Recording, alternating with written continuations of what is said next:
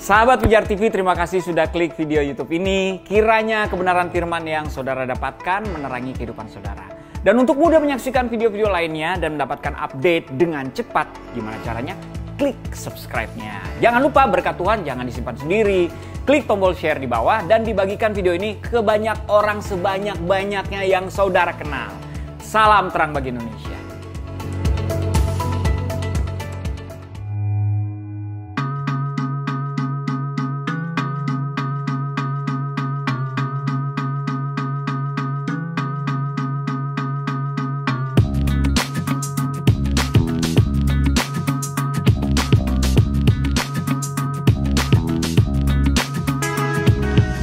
Halo, apa kabar semua? Kita ketemu lagi di channel Selasa Berbagi pada hari ini, dan seperti biasa kita semua mau ingetin kamu semua bahwa hari ini adalah hari untuk kamu siap untuk berbagi untuk sama kamu, untuk orang-orang yang ada di sekitar kamu. Karena seringkali kita nggak sadar ya, ternyata orang-orang yang membutuhkan pertolongan atau membutuhkan perhatian itu bukan orang-orang yang jauh dari kehidupan kamu, tapi mungkin adalah orang-orang yang ada di sekitar kamu, atau mungkin juga adalah keluarga kamu sendiri. So, siapin hidup kamu, diri kamu untuk jadi berkat buat mereka. Dan kita juga mau ingetin kamu semua bahwa Pijar TV sampai hari ini bisa konsisten menyiarkan kabar baik sampai ke seluruh pelosok Indonesia. Itu semua ada karena support dari kita semua. Dari kita, dari kamu, dari kita semua tentunya. Nah, oleh karena itu teman-teman, yuk jadi donatur bagi Pijar TV. Karena setiap donasi yang kita berikan itu selalu membantu penyiaran Pijar TV secara konsisten. Ada nomor rekening yang tertera di layar, BCA 5055182121 atas nama Yayasan Pelayanan Media Indonesia, yang bisa kamu gunakan untuk bisa mentransfer donasi kamu.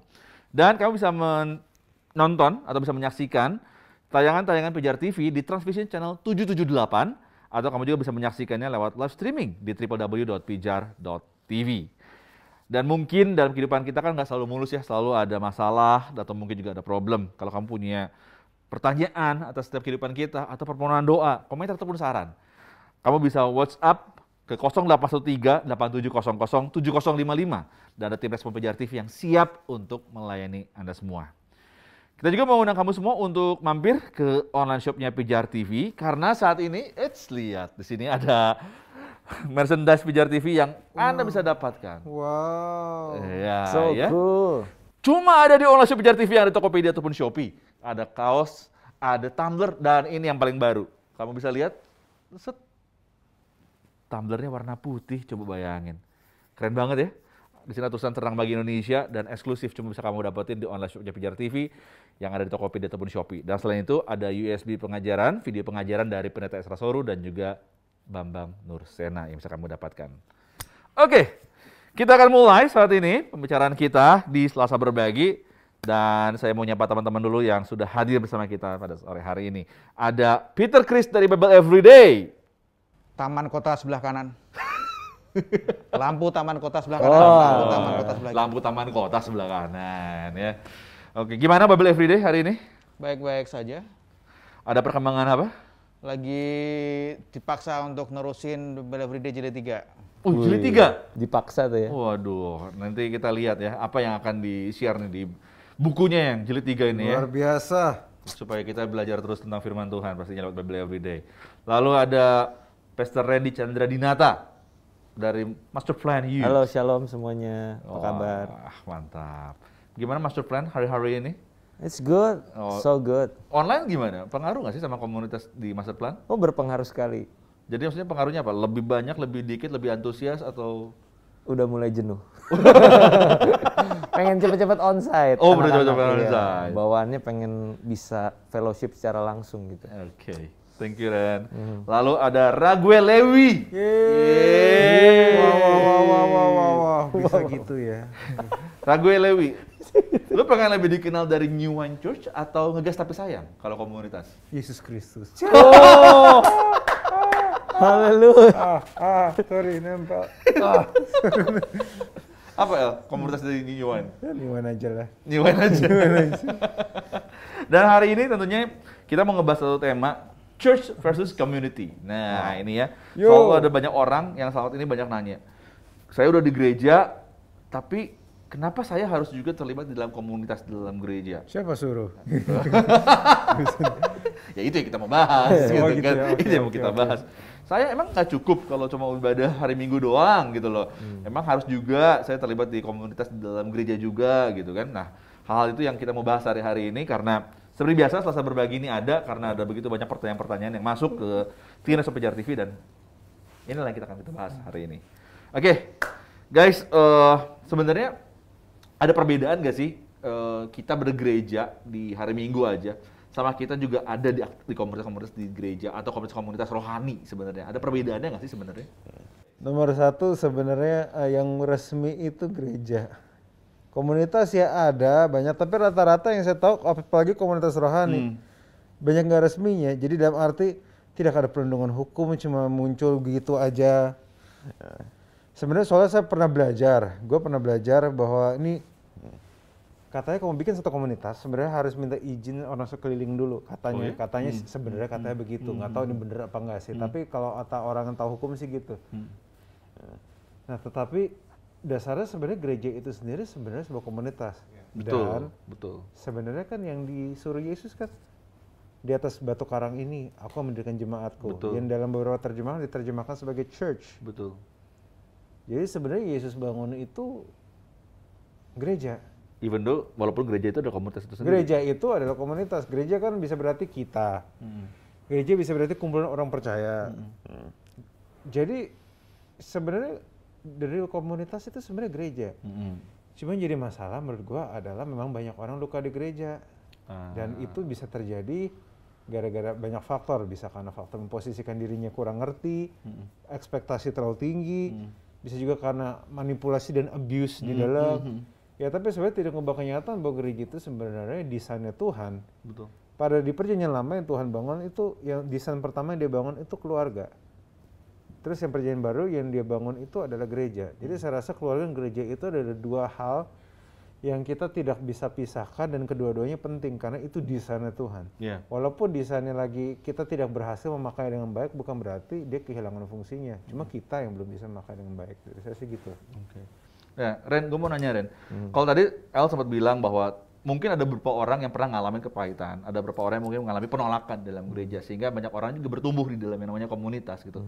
Nah, kalau dari pengalaman lu sendiri gimana tuh ngomongin tentang komunitas ataupun baik di dalam gereja ataupun yang ada di luar gereja ya khususnya ya? Iya. Berdasarkan pengalaman gue pribadi sih, gue pribadi juga kenal banyak orang-orang yang memang membangun sebuah komunitas gitu. Ada beberapa yang memang didasari oleh karena kekecewaan, karena merasa tertolak dengan gereja yang sebelumnya, akhirnya membentuk sebuah komunitas dan biasa isinya orang-orang yang juga pindah dari sana ke komunitas tersebut. Bener. Tapi di sisi lain, gue juga menemukan ada komunitas yang berdiri. Si pemimpinnya pun punya gereja lokal. Dia juga aktif di gereja lokal di mana dia melayani. Sehingga mereka menyadari fungsi komunitas ini adalah untuk menjangkau pribadi-pribadi yang mungkin selama ini sudah punya stigma yang kurang baik terhadap gereja.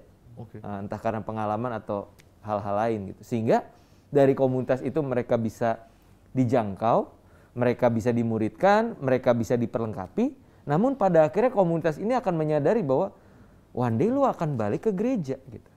Lu akan harus temukan gereja lokal lu di mana lu bertumbuh, di mana lu akan digembalakan lebih jauh lagi.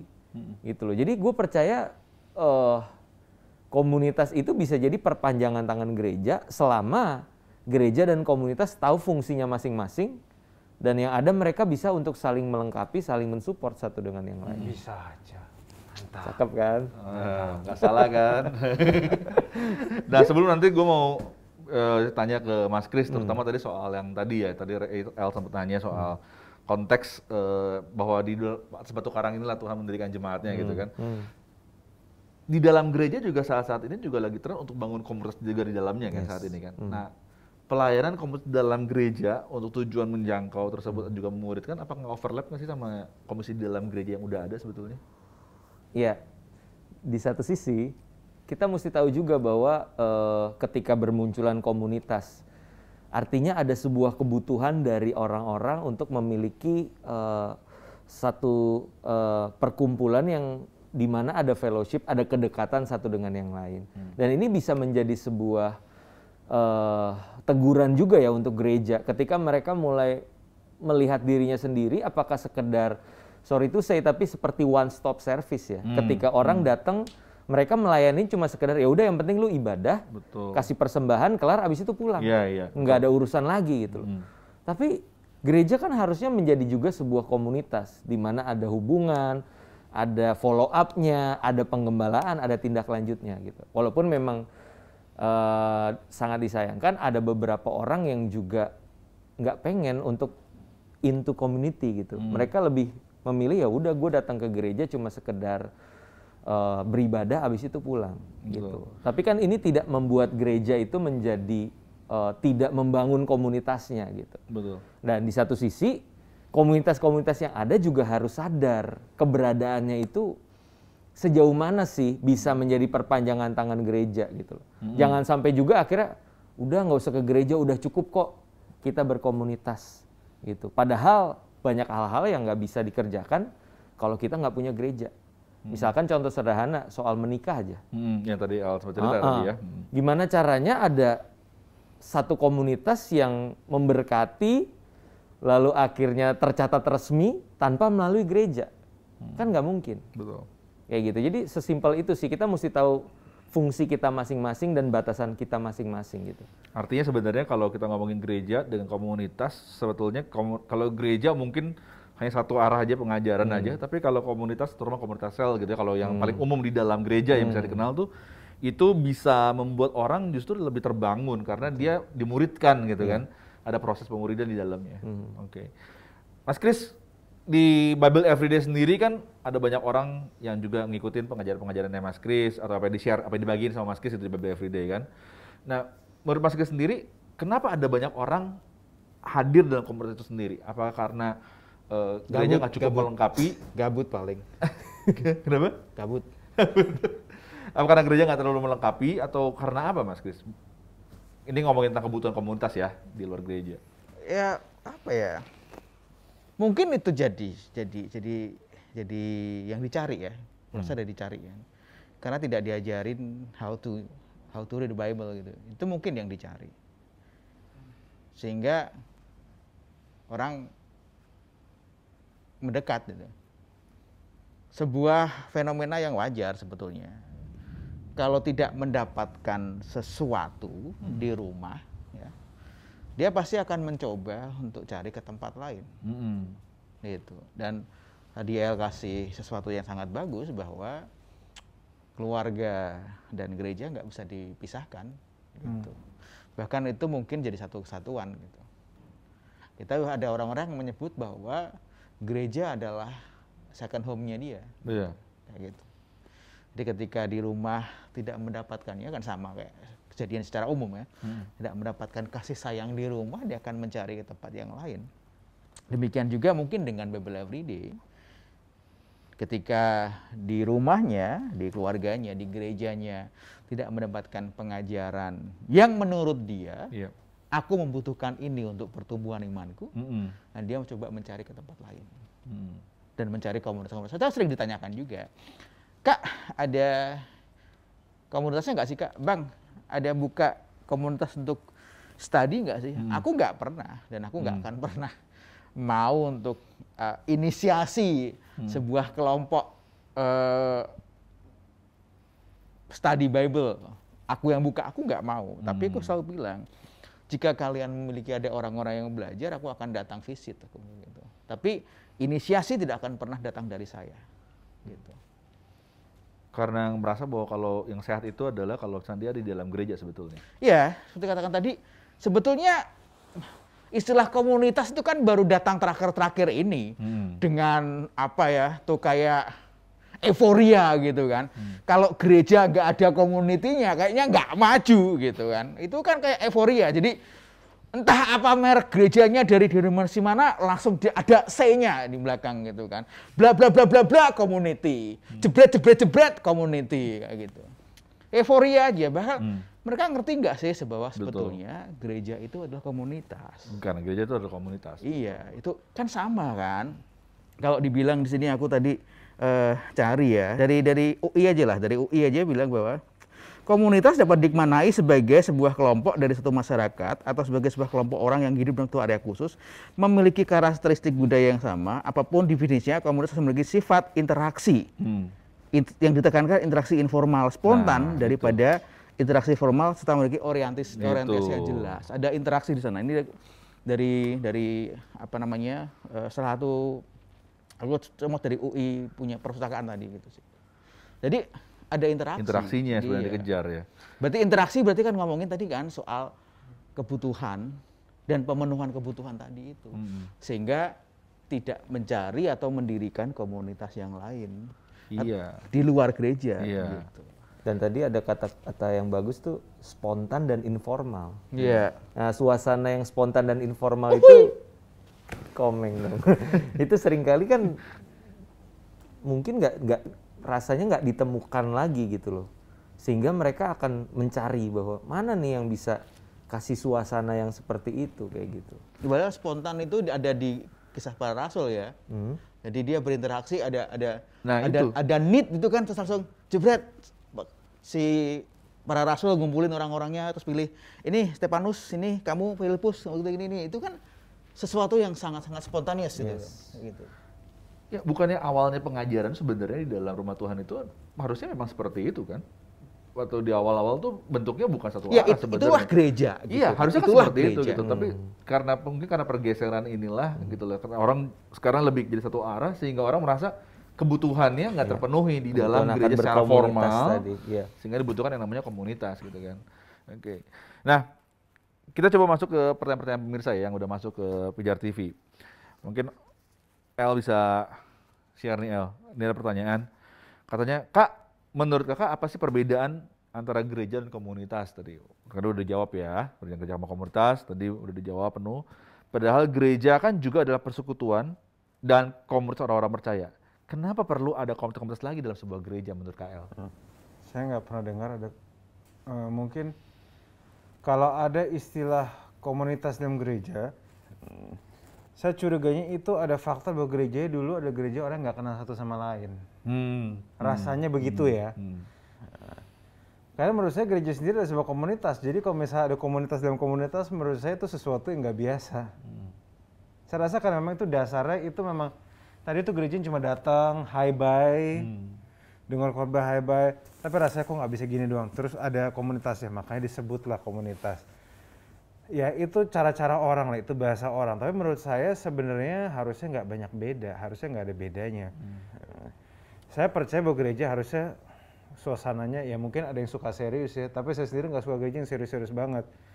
Saya merasa gereja adalah sesuatu yang harusnya kamu enjoy, bukan sesuatu yang kamu tuh harus datang ke situ stres. Iya. Itu sangat saya percaya hal itu. Nah maka dari itu kita juga perlu ngeliat ekspektasi kita sendiri. Kalau dari saya sih sebenarnya saya juga dulu punya komunitas, tapi ada alasannya kenapa saya punya komunitas. Karena saya merasa bahwa dulu apa yang ingin saya sampaikan belum nggak tercover nih sama gereja nih maksudnya. Akhirnya saya coba-coba bikin. Tapi semakin lama saya belajar rasanya kayak nggak perlu segini deh, kayak nggak usah segini. Dan akhirnya saya mengundurkan diri dari komunitas yang saya bangun. Itu menjadi pembelajaran saya juga untuk belajar menggembalakan, belajar memimpin. Dan akhirnya saya masuk ke organisasi gereja yang benar-benar sah maksudnya. Karena saya menyadari bahwa kan banyak orang ngerasa kehidupannya nggak terpenuhi nih, kebutuhan nggak terpenuhi di gereja. Masalahnya itu itu hanya satu musim kehidupan. Justru begitu kamu masuk musim kehidupan berikutnya, itu akan punya, kamu melihat gereja akan sedikit berbeda, especially pada waktu kamu menikah. Kedua, pada waktu kamu punya anak. Pada waktu kamu menikah, kamu harus menyelesaikan berbagai macam administrasi dan surat-surat yang hanya bisa diselesaikan dari gereja, karena negara hanya mengakui gereja. Dan begitu kamu sudah menikah, sudah punya anak, kamu akan mikir-mikir lagi, ini anak gue mau sekolah minggu kayak gimana ya? Apalagi gue tuh tidak bisa, apalagi beberapa di antara saudara, minta maaf nih ya, katanya si Kristen, baca kitab aja jarang. Ngajar anak, Daud tuh siapa? Ngajar Daud bingung. Jarang dibaca. Jadi beberapa orang mungkin akan merasa bingung ngajarin anaknya firman Tuhan. Mau nggak mau masukin ke sekolah minggu, masukin ke kids church. Karena hashtag sering terjadi itu benar-benar sering terjadi. Begitu udah ngerasa punya anak dan mau dididik dalam takut akan Tuhan, baru sadar dia sendiri nggak takut Tuhan, gimana didiknya? Nah kan nggak bisa, anak-anak hanya akan melihat hanya akan menghormati apa yang kamu hormatin. Nah, makanya terpaksa butuh suplemen tambahan. Cara gajeng kids church-nya benar. Nah, saat kita makin dewasa, kita mulai mikirnya ke situ. Mulai nggak mikirin diri sendiri. Tiba-tiba pesan-pesan gereja mulai lebih relevan dalam beberapa hal. Jadi saya berharap bahwa kalau kamu tanya ya, bedanya apa sebenarnya, saya cuma bisa bilang kalau saya nih jawabnya ya.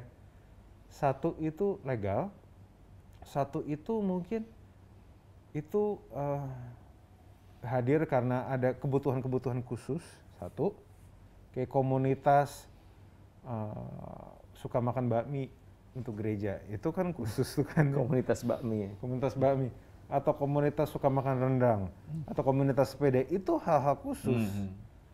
Tapi kalau gereja sendiri sih, bagi saya dia sendiri sebuah komunitas. Dan hanya karena memang tidak semua orang ngalamin komunitas di gerejanya, bukan berarti sebenarnya gereja kehilangan fungsinya. Jadi bagi saya, mungkin kalau kamu merasa nggak kenal di gerejamu yang sekarang, dan kamu merasa butuh komunitas, cari gereja yang bisa jadi tempat kamu berkomunitas. Itu aja sih. Kalau Randy, gimana Ren, menurut lu sendiri, Ren? Iya, sebagai seorang yang beberapa waktu terakhir juga mau membangun sebuah komunitas yang tidak mau terlalu komunitas, gimana ya bilangnya? Sahabat pemimpin lah misalkan gitu ya. Sahabat pemimpin itu kan lahir dari kebutuhan gitu. Akan pemimpin-pemimpin muda punya satu wadah, mereka bisa berkumpul, mereka bisa saling support satu dengan yang lain tanpa bermaksud sama sekali mengurangi esensi dari gereja. Betul. Karena kita sadar posisi, karena satu, gue juga orang gereja, dan kedua, gue tahu bahwa banyak hal yang nggak bisa dilakuin tanpa kita terlibat di dalam gereja. Sehingga komunitas ini bukan sebagai pengganti gereja, tapi sebagai justru, kalau gue bilang, satu komunitas yang bisa memperlengkapi orang-orang ini supaya nanti kembali ke gereja lokal masing-masing dan mereka bisa bergerak lebih maksimal lagi, kayak gitu kan. Jadi buat gue sih, yang penting kita tahu porsi kita masing-masing, keberadaan kita ini fungsinya apa, tujuan berkomunitas ini apa, arahnya mau kemana. Dan kerinduan gue sih bagaimana nanti suatu hari gereja dan komunitas itu bisa bergandengan tangan ya. Bahasanya apa ya, mungkin lebih resminya berafiliasi gitu ya. Satu komunitas ada dipayungi dalam gereja tertentu walaupun mungkin nggak yang formal-formal banget, tapi ada di bawah pembinaan itu.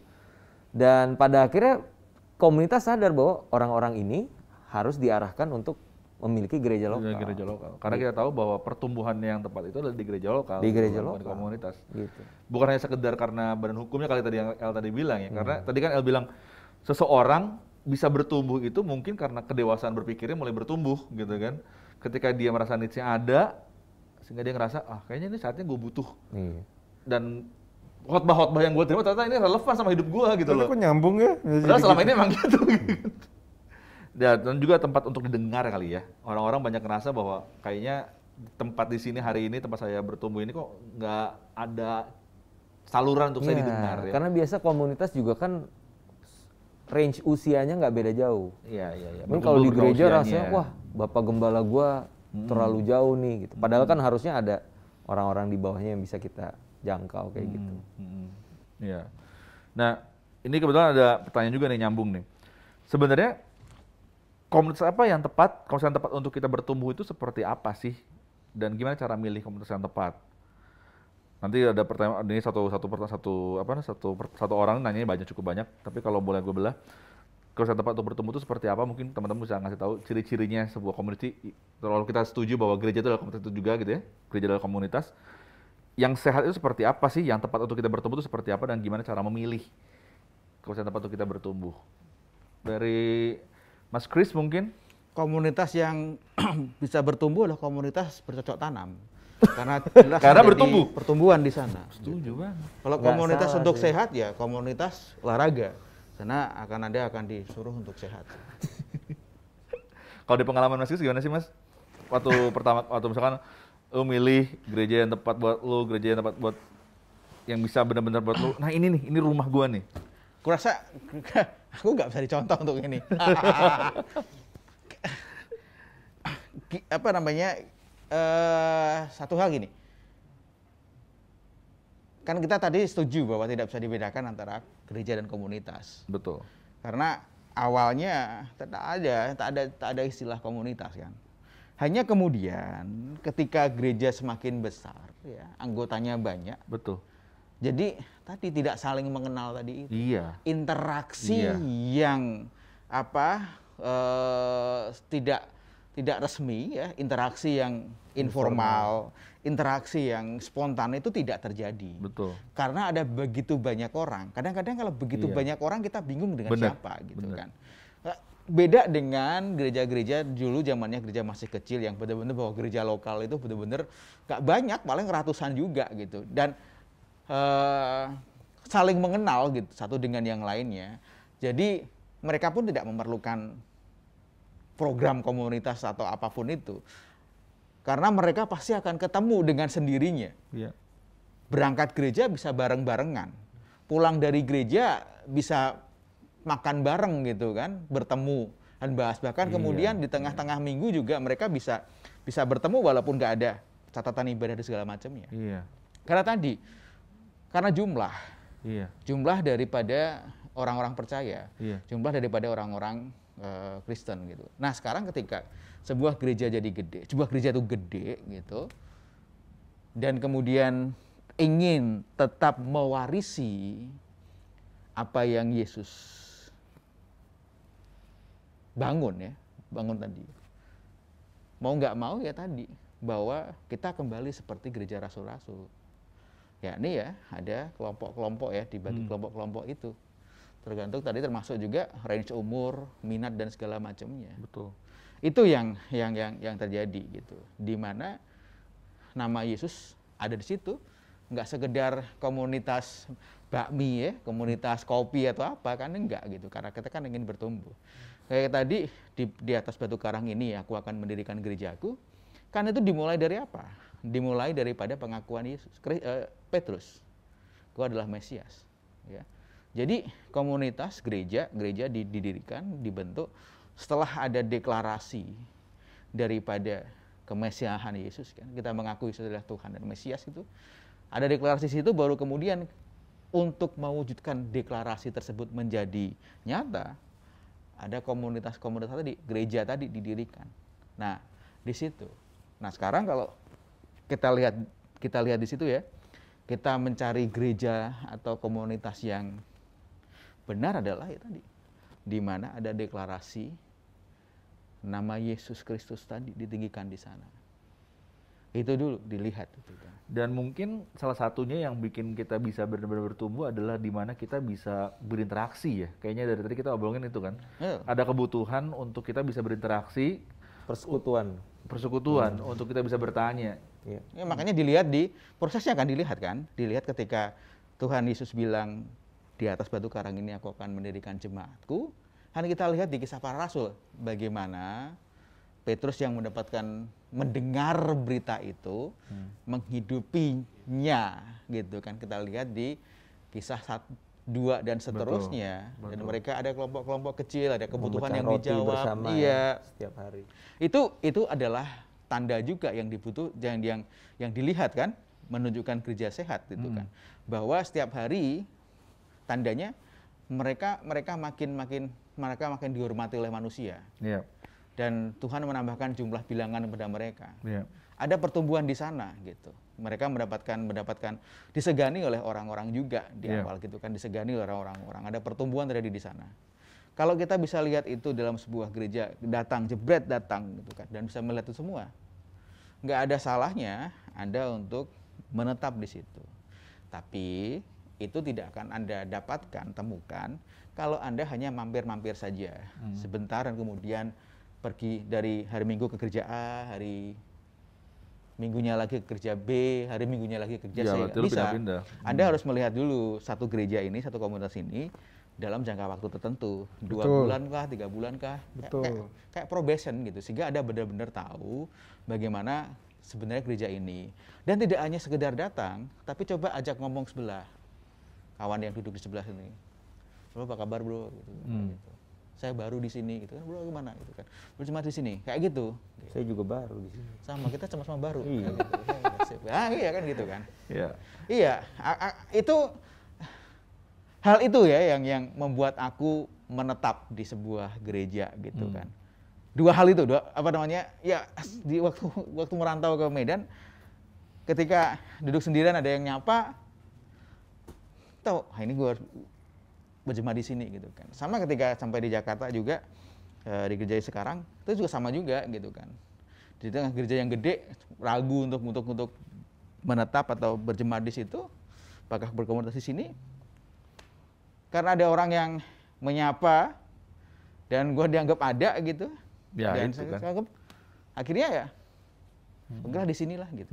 Dan kemudian ya dia nggak ngajakin gabung ke Komsel, enggak, belum sih gitu kan. Itu ada kesadaran dari diri sendiri gitu kan. Dari bercerita tadi gitu. Ada perubahan, ada melihat bahwa kayak dia beda ya sama gua ya gitu, kayak gitu kan. Ceritanya beda ya, dia cerita gitu kan. Kemarin ketemu dengan gini. Itu daya tarik dan kelihatan ada perubahan dalam hidup. Iya. Gitu. Perubahan dalam hidup. El, kenapa El? Tadi apa yang bikin lu setuju sama pernyataannya Mr. Chris? Ya karena memang apa yang Mas Chris bilang bener, itu aja sih.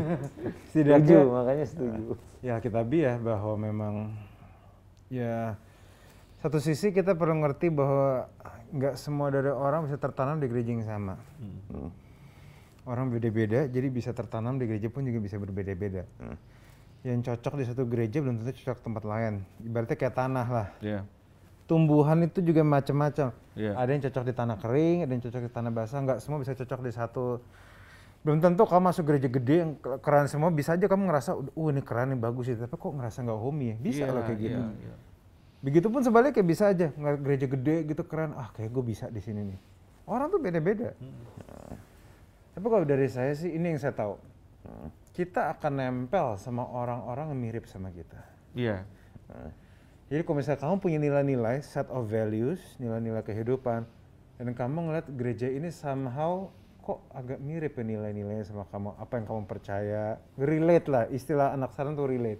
Mungkin, baru mungkin ya, biasanya orang akan consider, kok kayak saya rasanya merasa home di sini ya. Kenapa seseorang merasa home? Karena dia merasa tidak asing kan. Betul. Jadi suasana gereja itu, pengajian gereja itu tidak membuat dia merasa asing dan bahkan membuat dia merasa, ini yang dari dulu gue pikirin, ini bener ya, iya kok gue baru belajar ya. Nah yang kayak gitu-gitu tuh. Itu bisa, banyak faktor. Bisa juga ada orang yang di kebiasaannya dengernya nggak kuat dengar khotbah, tapi dengernya yang musik gitu, yang worship, terus denger di satu gereja, aduh kok worshipnya cocok banget ya, gue ngerasa relate gitu. Dan akhirnya kayak, ya orang ada sisi self-center ya sampai kapanpun, ada. Nah jadi maka dari itu ya, jadi di situ lah biasanya faktor-faktor orang ke gereja. Terus belum sama misalnya disalamin, merasa nyaman. Yang penting orang ngerasa homey sih, merasa tidak asing, merasa bahwa kadang orang diperhatiin juga masih ngerasa asing. Pokoknya orang harus ngerasa homey dulu. Nah untuk seseorang bisa homey itu beda-beda. Yes.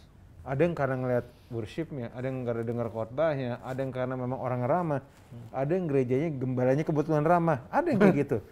Nah tapi gereja yang gembalanya kebetulan ramah itu maka orang jadi bertahan, itu juga kurang, ada sisi baik nggak baiknya. Kenapa? Karena mereka akhirnya jadi terpaku sama figur. Karena sudah terpaku sama figur, nanti kalau figurnya kenapa-napa, ntar dia bisa keluar dan sebagainya. Ada faktor-faktor seperti itu. Nah poinnya adalah, usul saya, siapapun yang kamu mau tertanam di gereja, mendingan kamu lihat-lihat dulu gereja-gereja menurut kamu oke, silahkan dulu, lihat-lihat dulu, sebulan 2 bulan, baru abis itu kamu memutuskan. Ya, seperti yang tadi disarankan sama Chris ya. Nah tadi kan El sempat share tuh, Ren, bahwa ternyata orang juga tetap yang butuh yang namanya butuh yang namanya komunitas, karena orang itu kan nggak bisa dia hanya bisa diam tanpa cuma datang seminggu sekali di bangku gereja gitu loh, tapi dia ngerasa asing gitu loh di tempat itu gitu kan. Butuh suatu tempat di mana dia merasa homey.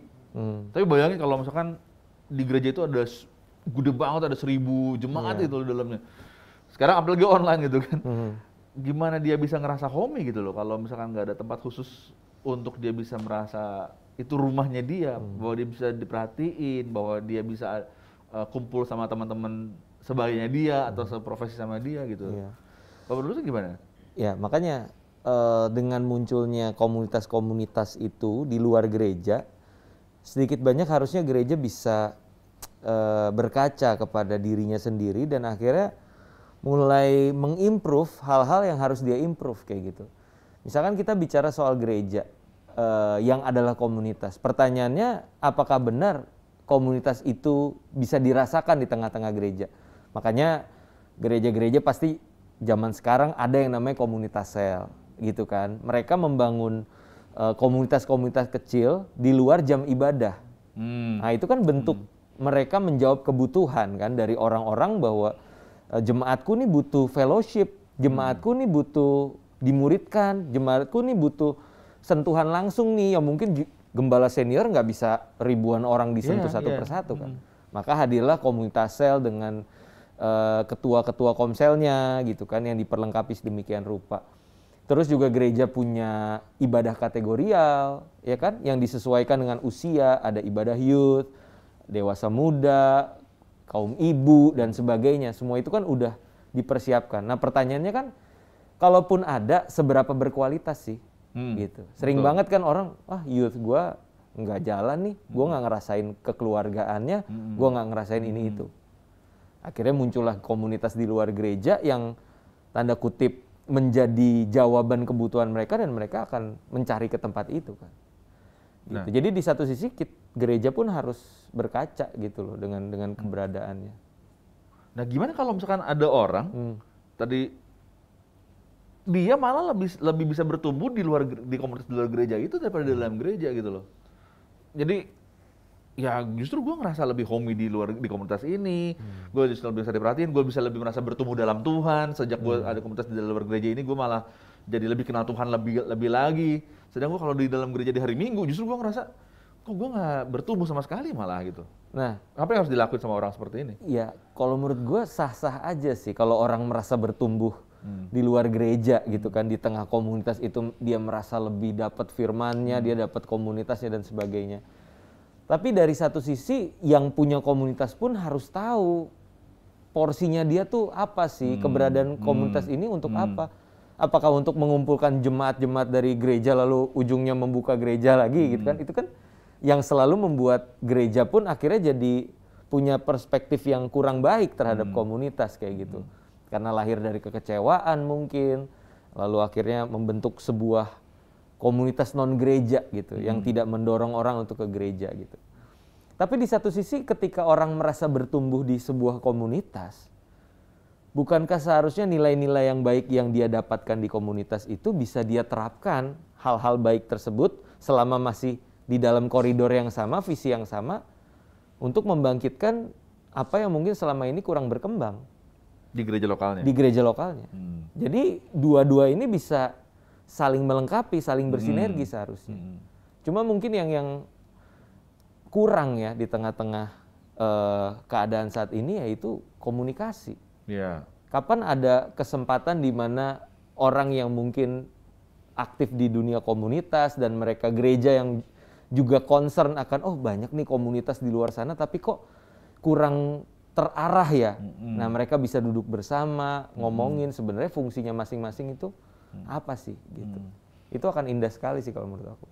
Mas Kris mungkin mau nambahin, Mas Kris, kalau misalnya ada orang ternyata lebih memilih, kayaknya saya lebih bertumbuh di luar gereja daripada di dalam gereja. Kalau Randy tadi lebih pikir yang it's okay, tapi kenapa enggak pemikiran-pemikiran kamu tentang komunitas di luar gereja itu kamu masukkan ke dalam gereja lokal?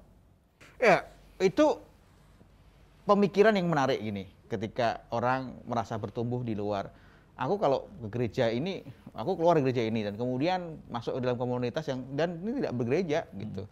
Dan aku lebih merasa bertumbuh di sini. Hati-hati dengan kata merasa bertumbuh gitu. Validasinya dari mana? Apakah benar Anda bertumbuh ataukah hanya perasaan Anda bertumbuh karena Anda merasa nyaman di situ yang berbeda dengan gereja yang Anda ditinggalkan? Atau dengan segala liturgis atau peraturan-peraturan gereja, program gereja yang tidak nyaman buat Anda. Hanya karena Anda baru masuk satu gereja dan tidak nyaman di sana dan kemudian menganggap seluruh gereja mempunyai karakteristik yang sama. Gitu. Tapi fine, nggak masalah. Orang bisa bertumbuh di komunitas. Tapi perhatikan gini, ketika kita kembali ke perjanjian lama, tadi, itu kan ketika ngomongin sebuah komunitas dan itu kan komunitas, tapi kan jelas turunannya atau sanatnya itu jelas. Dari rasul-rasul, pemimpin komunitasnya ya, dari rasul-rasul meneruskan pengajarannya dari Yesus Kristus, dan kemudian kepada murid-murid dari para rasul, dan para rasul juga muridnya juga kepada muridnya yang lain. Jadi ada hubungannya. Jelas apa yang mereka ajarkan di situ kan. Jadi concernnya kan di situ. Dan ketika melihat ada pertumbuhan, apa yang diajarkan di sana sesuai nggak dengan apa yang Tuhan ajarkan? Kan di situ. Siapa yang bisa memvalidasi apa yang dia ajarkan? Dan belajarnya dari mana? Itu di situ.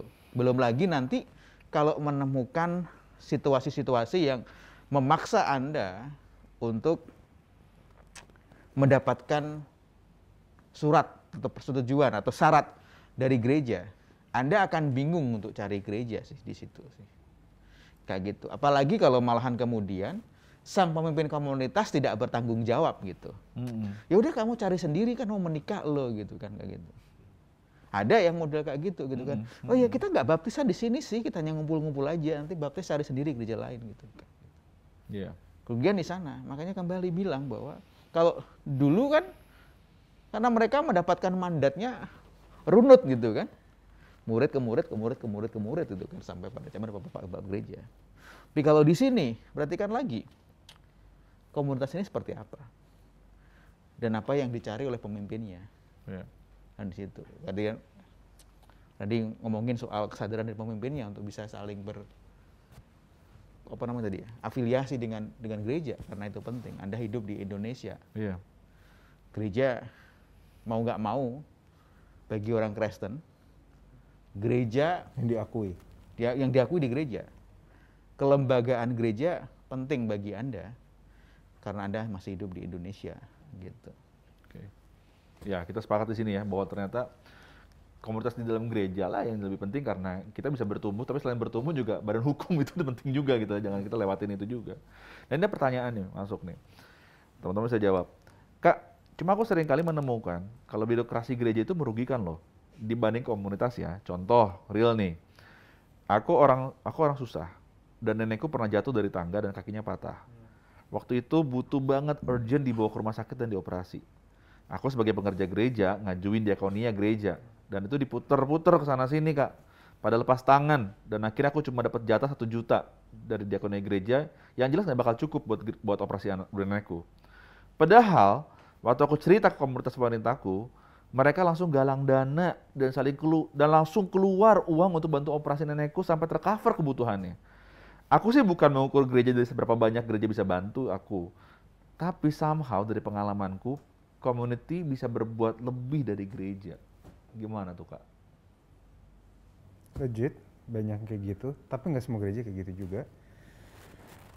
Gereja saya sudah 40 batch ya, 41-42 batch. Setiap minggu ngasih sembako ke jemaatnya, semenjak pandemi. So mungkin setiap gereja memang kebijakannya beda-beda, saya nggak tahu kebijakan gerejamu seperti apa. Tapi beberapa gereja seperti itu kok, kita memberinya serius kok, galang dana. Bahkan beberapa di gereja saya ada yang mereka tuh sampai lagi sakit sampai digalang dana sama yang orang-orang lain. So ya itu nggak bisa dipukul rata, mungkin itu pengalamanmu. Tapi nggak semua gereja kayak gitu. Nggak tahu kalau yang lain. Setuju. Sama, di Ebenezer juga selama pandemi ini, ternyata kegiatan diakonia ini walaupun tidak di sounding itu ternyata iya gitu. Beberapa anak youth yang terkendala soal keuangan pun bisa mengajukan itu. Orang tuanya mengalami kesulitan dan sampai lulus pun ada yang disupport sama gereja gitu. Jadi mungkin gereja-gereja tertentu mesti emang memperbaiki prosedural yang terlalu rumit dan terlalu panjang itu ya, sehingga akhirnya ya udah nunggu lama-lama dapatnya nggak seberapa gitu. Bertemu dengan komunitas yang tanpa ada birokrasi yang panjang, jebret langsung gede gitu. Jadi ya ini jadi apa ya, pembelajaran sih buat masing-masing gitu ya, khususnya gereja. Sejauh mana sih kita bisa hadir untuk menjadi pertolongan pertama bagi jemaat yang kita gembalakan kayak gitu. Memang apa ya, susah-susah gampang ya untuk ngadepin hal kayak gini ya. Tapi apakah ini artinya apa ya, harusnya gereja itu bisa jadi jawaban bagi jemaatnya, bukan cuma sekedar rumit birokrasi sebetulnya, tapi mereka selalu ada. Karena yang namanya homey kan bukan cuma sekedar say hi lalu didengar aja, tapi juga selalu siap juga ya untuk menolong jemaatnya kan. Makanya itu yang membedakan sama komunitas. Mungkin itu yang dirasa sama penanya ini. Kalau dari Mas Kris gimana Mas? Lu pernah punya pengalaman ini nggak Mas? Kurasa dari anggota-anggotanya sih, dari anggota-anggotanya, dan kemudian ini berarti di komunitas di gerejanya tadi tidak ada komunitas berarti kan, makanya dia mengandalkan komunitas dari luar, ya kan. Padahal seharusnya kalau tadi kita lihat percakapan di atas tadi gitu kan, apa yang dia dapatkan dari komunitas dari luar, dia bisa bawa di gerejanya. Ya, gitu kembali kan. lagi konsep yang tadi. Masukkan ke gerejanya lagi. Tapi lebih kepada gini, mungkin ada gereja-gereja yang memang susah birokrasinya, lebih kepada pertanggungjawaban mereka Iya. mungkin. Iya. Betul. Pertanggungjawaban mereka pada apa yang mereka percayakan. Ini benar. Karena berbicara soal uang, itu sangat sensitif. Akan ada ditanyain oleh badan bendahara gereja atau diakonia, ini kemana aja dan segala macamnya.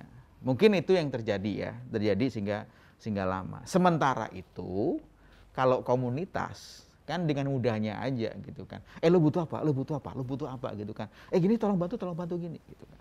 Nah, sebetulnya semangat inilah yang perlu dikembangkan di gereja di antara jemaatnya. Ya.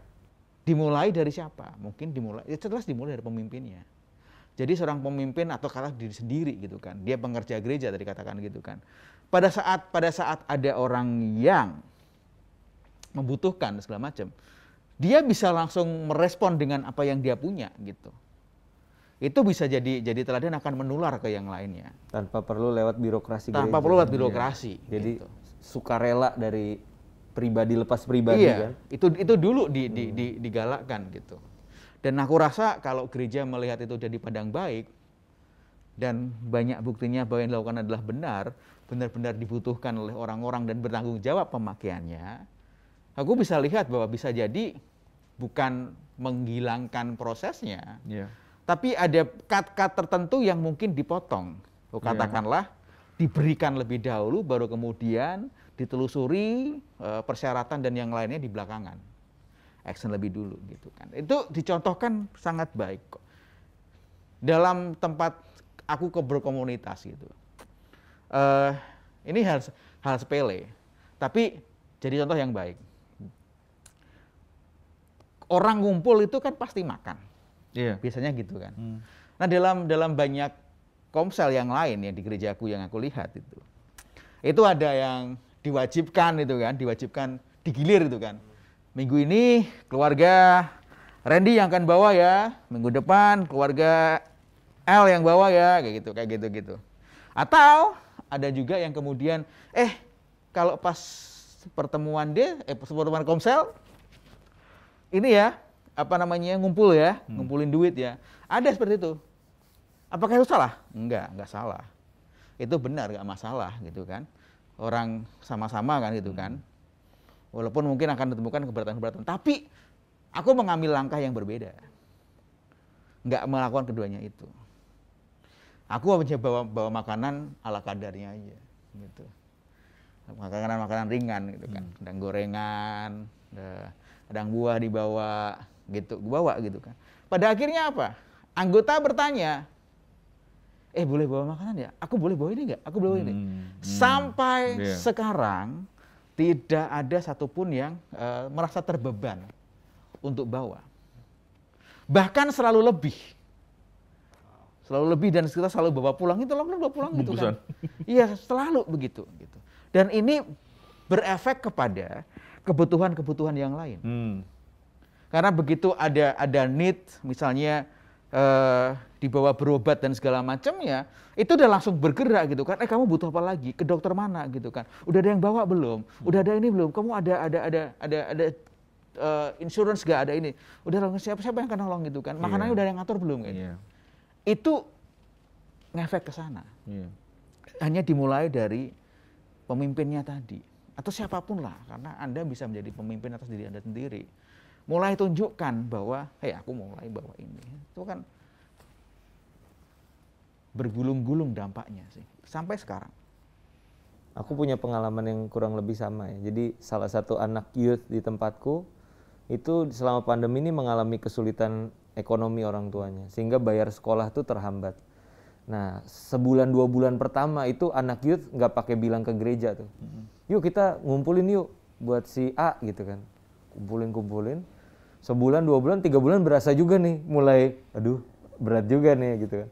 Akhirnya kita sounding itu ke gereja gitu, dan kita sounding dengan kalimat seperti kita sudah youth sudah mencoba menggalang dana dengan apa yang kita bisa, tapi rasanya cukup berat untuk kedepannya. Akhirnya kita sounding ke diakonia, dan ketika diakoni lihat, wih keren juga nih youth ya, mau galang dana sendiri tanpa langsung bergantung sama gereja gitu kan. Dan akhirnya sambutannya positif. Ya, 1 kali 2 kali tektokan beres gitu. Tiap bulan mereka support kayak gitu. Keren sih itu, keren banget sih. Iya, solidnya sebuah gereja menurut gue sih diuji dari itu ya, dari bagaimana mereka bisa bersama-sama memecahkan masalah jemaatnya yang dibutuhkan gitu ya. Nggak cuma sekedar gini, oke, kita gereja punya diakonia nih dalam kasus ini gitu kan, silakan ajukan, itu satu hal. Tapi di sisi lain adalah gini, gimana kalau benar-benar kita solid dan saling dekat satu jemaat dengan jemaat yang lain, itu mereka ngerasa bahwa benar-benar kayak tadi El bilang, ngerasa rumah sendiri itu karena mereka saling memperhatikan, saling kebutuhan saling dipenuhi gitu kan. Karena ada kedekatan, dan gimana mau dekat kalau nggak ada komunitas di dalam gereja. Betul. Sehingga itu jadi faktor orang bisa bertumbuh juga di dalam gereja lokal. Perhatikan pembentukan diakon ya, para pembantu rasul yang di Pasal 2 itu. Itu setelah terjadi inisiatif dari para jemaat kan? Iya. Inisiatif datang duluan, Iya. mereka beraksi duluan seperti yang Pastor Randy tadi katakan gitu kan. Betul. Jadi ketika sudah semakin banyak dan kerepotan juga kan, karena ada pembagian yang tidak rata dan seterusnya, baru kemudian mereka lapor kepada Rasul. Baru setelah itu, kayaknya perlu ada pengorganisasian yang lebih rapi lagi, dan ada orang yang ditunjuk untuk bertanggung jawab atas ini semua. Sehingga ada yang tanyain, bener nggak ada yang kurang? Bener nggak ada yang kurang? Karena kalau tadi yang hal seperti ini selalu berjalan sporadis dan berjalan spontan tanpa ada yang ngatur. Kalau orangnya masih sedikit, nggak masalah yang terjadi. Tapi ketika kemudian jadi 3.000 ya di masa rasul-rasul itu, makanya muncullah diakonia itu. Iya. Gitu. Apa ya? Oh, kira mau ngomong apa ya? Oke. Ya, ini ada satu pertanyaan lagi nih dari pemirsa kita. Kak, jadi kalau saya jadi salah satu pemimpin gereja dan saya terikat birokrasi gereja yang ketat dalam hal gini, apakah boleh kalau saya secara inisiatif membentuk komunitas di dalamnya, khusus untuk memperhatikan jemaat, galang dana kalau ada yang membutuhkan, dan juga melakukan tugas-tugas gereja yang menurutku harus ada seperti pelayanan misi dan lain-lain. Bagaimana kalau pelayanan komunitasku ini gak disukai oleh pemimpin gerejaku? Haruskah aku keluar dari gereja? Kalau bagi gue komunikasinya kayaknya masih kurang. Bagi saya sih hal-hal seperti ini harusnya disupport gereja. Kadang ada 2 hal kenapa sebuah pelayanan kita tidak disupport gereja. Nomor 1 biasanya karena memang beda dari visi gerejanya, sehingga dan memang pemimpinnya insecure aja nggak suka kayak gitu. Tapi yang kedua, bahwa ini seringkali ada orang-orang tuh yang kurang koordinasi sama pemimpinnya. Saya berkali-kali kurang koordinasi, gerak sana sendiri. Dan sebagai akhirnya jadi kayak seakan nggak disetujuin, padahal sebenarnya nggak, kita cuma nggak mau mereka tuh melakukan hal-hal yang kita tidak setujui, maksudnya at least ngomong dulu dan sebagainya. Supaya gini, seringkali gereja tuh kadang butuh dikoordinasi dan diupdate dengan jelas. Kenapa? Supaya bisa bertanggung jawab sama jemaat keseluruhan. Itu yang orang tuh suka lupa, maunya gerak sendiri. Apakah itu hatinya salah? Hatinya tidak salah. Mau bikin urusan diakonia dan sebagainya, boleh. Boleh, maksudnya kamu, kalau dari saya sih mau ngurusin diakonia dan sebagainya, bagi saya itu panggilan menarik. Tinggal kamu ngomong sama gembalamu, minta waktu ketemu ya 1 jam, 15-30 menit setiap minggu sekali untuk update soal diakonia dan sebagainya. Saya rasa, terus minta ini jadi acara gereja juga, saya rasa ini akan bisa membantu, akan lebih baik menurut saya ya. Tapi yang saya nemuin banyak orang tuh bikin karena simply kurang koordinasi aja sih. Padahal kalau koordinasi jelas tuh ya, bahwa setiap langkah ini kita nyampe sini, udah nyampe sini, itu mereka juga nggak masalah. Yang ini yang saya tahu ya, kalau misalnya orangnya aman ya, orangnya secure, gereja-gereja yang oke, memang sih ada faktor orangnya pendetanya insecure, nggak suka ada orang lain. Tapi kalau gereja normal, kami kalau memposisikan diri di posisi kayak gereja ini, Seneng justru. seneng justru. Yang penting kita koordinasi aja, tiap minggu ketemu setengah jam, 15 menit aja by Zoom gitu, untuk koordinasi gimana-gimana. Kita seneng malahan. Apa yang bisa kita support?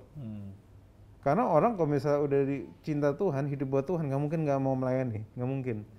Jadi sebelum kamu mau keluar, saya harus ketuk pintu begitu banyak orang-orang Indonesia yang melayani di gereja. Seberapa kamu sudah berkoordinasi dengan gembala kamu? Karena itu yang sering kali jadi masalah, koordinasi. Ya, Cuma itu jangan doang. buru-buru. Iya, cuma itu doang, koordinasi. Koordinasi itu bukan berarti cuma ngomong sekali, Kak, saya mau bikin gini ya, gini-gini. Itu bukan koordinasi, itu laporan namanya. Itu ngomong. Koordinasi berarti, Pak, saya lagi bikin gini, terus minggu depannya 15 menit, 20 menit, boleh nggak telepon sebentar? Ini udah nyampe sini. Minggu depannya lagi, itu koordinasi. Ada yang perlu nggak Bapak, apa namanya, ada yang mau Bapak Pak Gembala sampein nggak? Ya kayak gitu, itu namanya koordinasi. Ya, Ren gimana Ren? Menurut lu, Ren? Karena seringkali orang tuh gini, begitu mentok sekali, wah ini kayaknya bukan deh, ini gereja nih nggak bener nih, gue keluar aja dari gereja nih. Padahal mungkin tadi bilang, masalahnya adalah nggak ada koordinasi aja, nggak ada komunikasi sebetulnya. Padahal gereja sebenarnya terbuka, tapi karena nggak ada komunikasi jadinya stuck. Biasanya sih ini anak muda yang berjiwa ini ya, berapi-api gitu kan ya, nggak bisa terlalu tertahan dengan birokrasi, dia pengennya serba cepat kayak gitu. Benar, kita butuh banget koordinasi, dan jangan lupa juga kita harus dengan rendah hati mengakui tidak semua ide kita itu bagus. Kita butuh masukan juga yang mungkin kesannya ngerem kita juga. Gitu. Tapi itu pasti berasal dari hikmat yang orang yang mungkin lebih berpengalaman, pemimpin-pemimpin kita, dan kenapa nggak kita coba untuk dengarkan gitu. Seringkali karena kita udah punya jawaban A, nggak mau tahu harus A gitu. Padahal bisa jadi ada perspektif dari sudut pandang yang berbeda, dan itu memperlengkapi pemikiran kita kan gitu. Jadi kalau aku bilang koordinasi dulu, jangan sampai tadi bahasanya ada komunitas di dalam komunitas, ada gereja di dalam gereja, karena dia mau hajar bleh, maunya dia aja, tapi nggak mau coba ada di bawah kepemimpinan seorang gembala, tunduk gitu. Ya, tunduk di bawah kepemimpinan gembala, dan coba lebih cantik gitu loh dalam menjalani apa yang menjadi visimu, itu kan akan sangat indah gitu loh. Jadi pakai make up ya biar lebih iya, ikut kelas-kelas make up kan sekarang udah banyak. Seringkali kedewasaan itu bukan karena kita berhasil menjalankan satu program, tapi juga kedewasaan itu muncul karena kita berbesar hati ketika ide kita ditolak. Betul. Dan nggak boleh dijalankan. Walaupun kita pikir itu bagus, tapi kita bisa berbesar hati untuk menerimanya gitu. Gimana Om, Chris? Tadi pertanyaan gimana? Aku tertarik yang terakhir tadi tuh. Ya tadi kan dia bilang gini, bahwa dia sebenarnya, dia bilang gini kan, jadi kalau saya jadi salah satu pemimpin gereja dan saya terikat birokrasi gereja yang ketat dalam hal gini, apakah boleh kalau saya secara inisiatif membentuk komunitas di dalamnya, khusus untuk memperhatikan jemaat, galang dana kalau ada yang membutuhkan, dan juga melakukan tugas-tugas gereja yang menurutku harus ada seperti pelayanan misi dan banyak lagi. Bagaimana kalau pelayanan komunitasku ini nggak disukai? Oh iya, itu jelas pasti nggak disukai. Karena Anda sudah membentuk sebuah program di dalam sebuah program. Bukan sesuatu yang sifatnya adalah spontan ketika membantu tadi seperti itu. Anda sudah bikin program sendiri di rumah orang. Gitu. Dan tidak permisi. Jelas pasti tidak akan disukai. Sebaik apapun, semulia apapun tujuan Anda ketika Anda tidak berkomunikasi dan berkoordinasi. Itu sih. Jadi pertanyaannya, apakah Anda perlu keluar? Pertanyaannya adalah Anda perlu ngobrol lagi sama pemimpin-pemimpin di sana. Gitu lagi. Dan kemudian tunjukkan juga apa yang Anda sudah kerjakan. Dan kemudian cari tahu pendapat Bapak Ibu bagaimana. Saya punya hati untuk ini, untuk itu, dan ini yang telah saya kerjakan. Kurasa gitu sih. Itu hanya kurangnya komunikasi dan kurangnya koordinasi.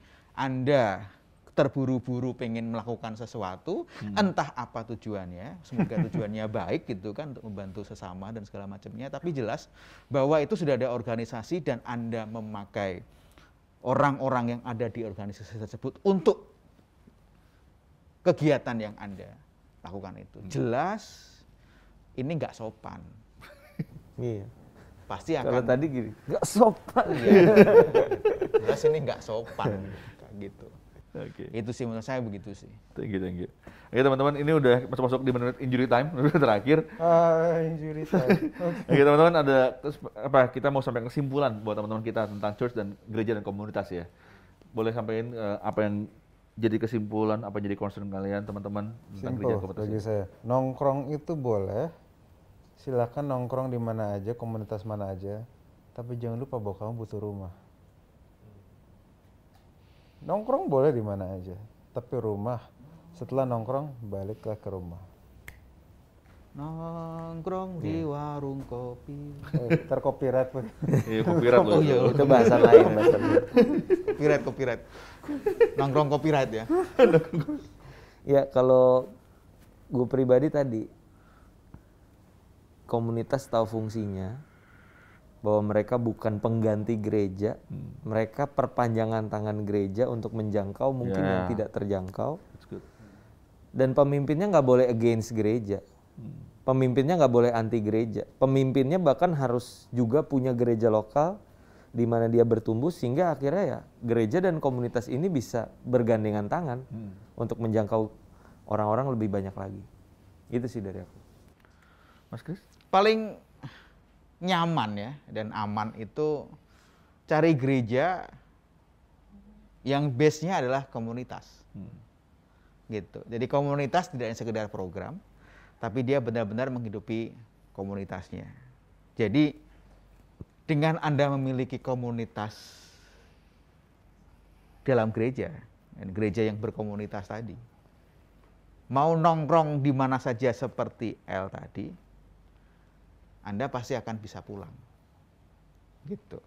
Karena rumah Anda adalah komunitas Anda primernya juga. Gitu. Jadi terlebih gini, akan lebih baik jika Anda ketika berkomunitas di luar gereja Anda, ya, Anda tidak hanya mendapatkan sesuatu, tapi justru Anda memberkati komunitas di mana Anda mampir, bergabung, atau nongkrong di sana. Iya. Di baliknya Anda juga bawa sesuatu yang baik dari sana, diperkenalkan di gereja Anda. Gitu sih. Ya. Alasan gereja seringkali itu mengajak jemaat untuk berkomunitas atau aktif komunitas di dalam gereja itu bukan karena ingin menambahkan aktivitas lagi dalam kehidupan kita, tapi semata-mata ingin membuat kita jadi lebih dekat satu jemaat dengan jemaat yang lain, terutama untuk gereja yang jumlahnya besar. Tentunya harus ada satu komunitas kecil gitu loh yang membuat kita jadi terperhatikan. Tapi juga ingat bahwa pertumbuhan itu tentu kan karena hubungan kita sama Tuhan pastinya. Ya, jadi pastikan juga bahwa kamu belajar tunduk juga di dalam komunitas gereja kamu, di mana kita bertumbuh, disitulah kita harusnya berdiam karena kita percaya pertumbuhan itu datangnya dari Tuhan dan gereja bisa menjadi badan di mana kita menaungi kehidupan kita. Karena mau aktif apapun komunitasnya, tetap aja yang namanya baptisan, pernikahan, itu butuh surat dan lembaga hukum yang diterima di Indonesia. Kematian ini juga. adalah gereja. Kematian juga. Nah itu dia. Oke, semoga jadi jelas buat teman-teman semua yang nyaksikan acara Selasa Berbagi. Kita ketemu lagi minggu depan, baik kamu yang nyaksikan di Facebook Live ataupun di GoPlay. Pijar TV, salam terang bagi Indonesia.